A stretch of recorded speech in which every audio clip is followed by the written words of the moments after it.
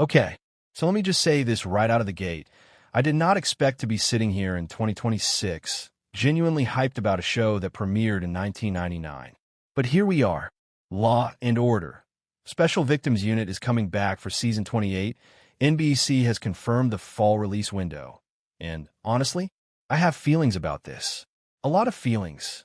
And we need to talk about all of them because there's a lot more going on beneath the surface of this announcement than just, yep, the show's back.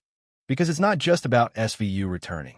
It's about what this renewal says about the entire Law and Order franchise, about the future of long-running procedural television, about what happens when a show outlives its own era and somehow keeps finding new life.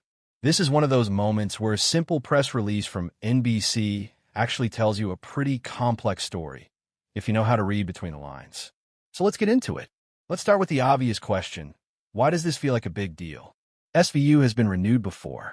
Obviously, it's been renewed like clockwork for nearly 3 decades. But the context around this particular renewal feels different, and I think that's worth acknowledging. The Law and Order franchise has been going through a real identity crisis over the last year or so. NBC had been running 3 Law and Order shows simultaneously. The mothership with the original Law and Order series, SVU, and organized crime. That was a lot of Dick Wolf on your screen at once, and not everyone felt it was all working equally well. And then, not too long ago, the axe fell on Law and Order, organized crime. Gone. Done. After what felt like a really ambitious attempt to build out Christopher Maloney's Stabler as a lead character in his own right, that chapter appears to be closing. And when something like that happens in a franchise, you start asking questions. Is the whole thing contracting? Is NBC pulling back? Is SVU next? The answer, at least for now, is a very clear no. Season 28 is happening. Fall is the target window. And that's actually a meaningful statement from NBC. Not just a routine pickup, but a signal that SVU specifically is still considered a cornerstone of their primetime lineup. It's still the flagship. It always has been, really, but it's especially true now. And a huge part of why SVU is still standing, and I don't think this is debatable, is Mariska Hargitay. I want to spend a minute on this because I feel like it doesn't get said enough with the right amount of emphasis. Mariska Hargitay IS this show, not in a reductive way, not in a way that dismisses all the incredible writers, directors, and guest stars who've passed through over the years.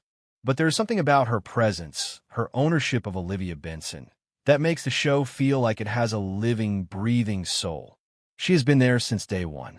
She won the Emmy.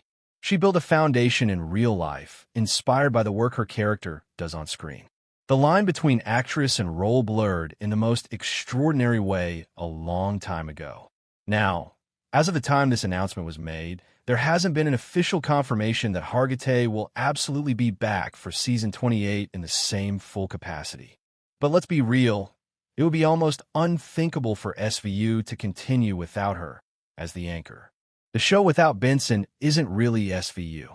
It's just a procedural with a brand name attached. The emotional weight, the continuity, the reason longtime fans keep coming back, that's Mariska. So while nothing is locked and announced in explicit terms just yet, I am operating on the assumption that she will be back, and I think that's a pretty safe assumption to make. What I am curious about, and this is where it gets interesting from a storytelling perspective, is where they take Benson in season 28. She's been through so much. The trauma, the near-death experiences, the complicated relationships, watching colleagues come and go, becoming a mother, stepping into leadership roles. There's a version of season 28 that genuinely leans into the idea of legacy. What does a woman like Olivia Benson look like after almost 30 years of this work? What does that do to a person? The show has dipped into that territory before, but I think there's a whole unexplored depth there that a landmark season could really go after.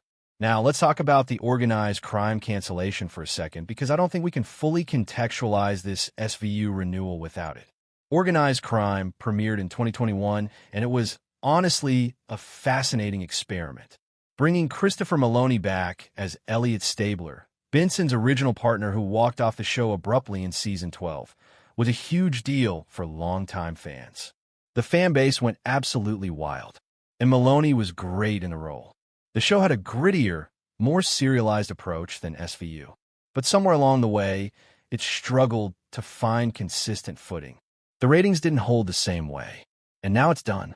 Here's what's interesting about that, though. The cancellation of organized crime doesn't necessarily mean the end of Stabler.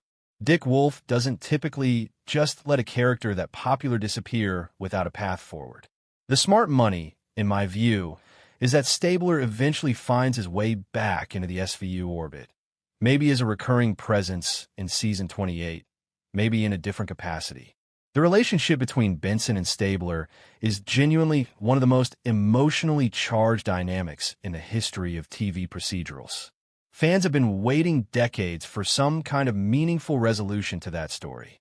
SVU Season 28 could be exactly the place where that finally happens. That's not confirmed. That's not even a rumor at this point. It's me reading the tea leaves and thinking about what would make narrative sense. But it feels like a real possibility. And then there's the original Law & Order series, The Mothership, the one that started all of this back in 1990. Sam Waterston, Jerry Orbach, all of it. That show came back in 2022 after over a decade off the air, and there's been some genuine uncertainty about whether it has long-term legs in its current form. The cast has changed, the format feels slightly different from what it was in its peak years, and the ratings have been, let's say, inconsistent. What happens to the original series is going to matter a lot for the overall health of the franchise. If it gets canceled or goes on hiatus, that potentially frees up resources and creative energy for SVU. If it continues, then Dick Wolf is still running two shows simultaneously under the Law & Order banner, which means scheduling, crossovers, and shared storylines become part of the equation. Either way, SVU sits at the center of all of it. It's the gravitational core. Let me step back for a second and talk about something I think is genuinely fascinating from a television history standpoint. How does a show survive for 28 seasons? How does any show do that? Because it's genuinely rare. Like, extraordinarily rare. Grey's Anatomy just keeps going. NCIS has been on since 2003 and is still pulling solid numbers. The Simpsons, obviously, though that's animation and a slightly different conversation. But in the live-action drama space, SVU is in a category almost by itself. And when you look at what these long-running shows have in common, a few things emerge pretty consistently. First, they have a core emotional anchor, a character or relationship that people form real attachment to. For Grey's Anatomy, it was Meredith Grey. For NCIS, it was Gibbs for a long time, and the show had to genuinely reinvent itself when Mark Harmon left. For SVU, it's Benson. Always Benson. Second, they evolve without abandoning what made them work. SVU is a different show than it was in 1999. The tone is different. The cultural conversations it engages with have shifted. The show has tackled technology-related crimes, social media, issues that didn't even exist when it premiered. But the fundamental engine, a crime, an investigation, a team of people who care deeply about victims, has never changed. That consistency within evolution is hard to pull off, and SVU has done it better than almost anyone. Third, and this is maybe the most important thing, these shows find a way to matter culturally beyond just entertainment. SVU, at its best, doesn't just show you a crime and a verdict. It holds a mirror up to how society treats victims, how institutions handle trauma, how complicated justice actually is. That's why people don't just watch it. They feel something. They debate it. They share episodes with friends and say, watch this one. That's the difference between a show that lasts and a show that gets canceled in 3 seasons. And the streaming piece of this story cannot be overstated. Peacock, NBC's streaming platform, has become one of the primary reasons SVU keeps getting renewed. The back catalog of 27 seasons is an absolutely massive asset for that platform. New viewers discover the show on streaming, binge it, and then tune in live. That feedback loop between streaming discovery and live viewership is exactly what network television is trying to figure out right now, and SVU is genuinely one of the best examples of it working. Think about it from NBC's perspective. They have a show with 500-plus episodes available to stream.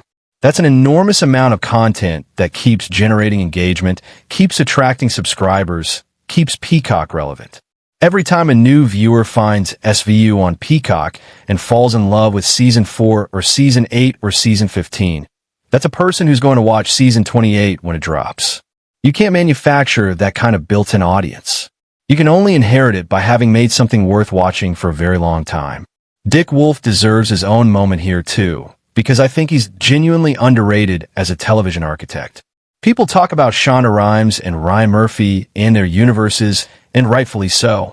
But Dick Wolf has been quietly building one of the most expansive, durable TV universes in the history of the medium.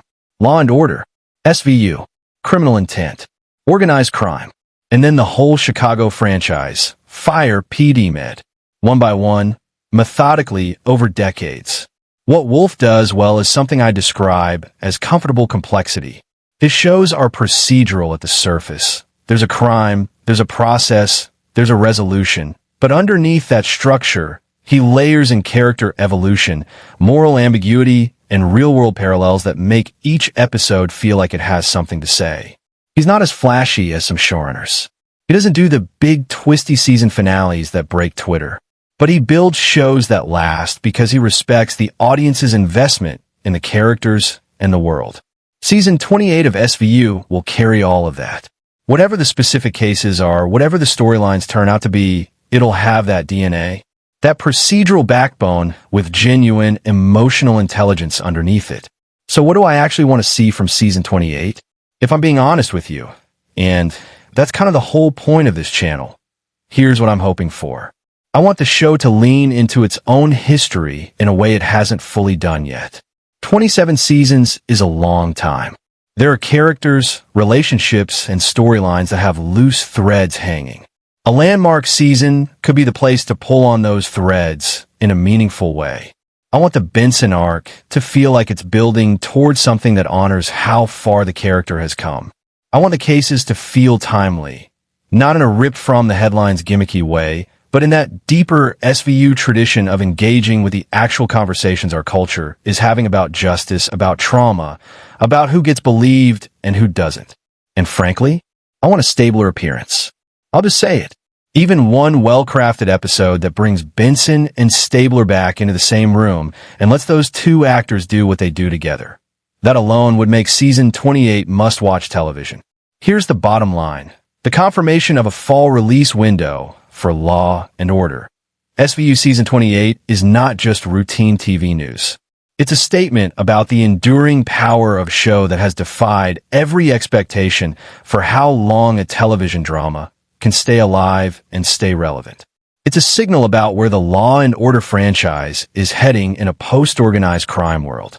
And it's a reminder that when you build something with real emotional truth at its core, audiences don't stop caring just because the calendar says you should have been canceled 10 years ago.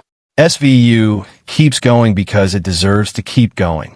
And I'll be watching every single episode of Season 28 when it drops this fall.